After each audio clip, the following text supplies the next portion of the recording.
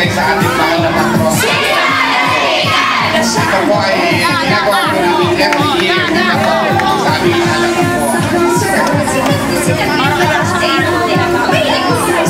Mahilig na mahilig at ang buwan sa ila mahal na mahilig sa ano po ba yung pinagkakaiba ng pinagpanitaligo sa Lucena?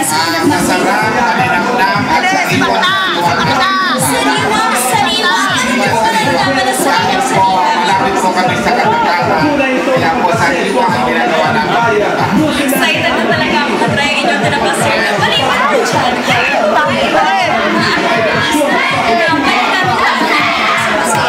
Sa pasayahan po bukas, meron po tayo na pinipiling pasayahan po. Meron tayong gandang lola, nabigli pa po senior citizens na magpaparticipate dito.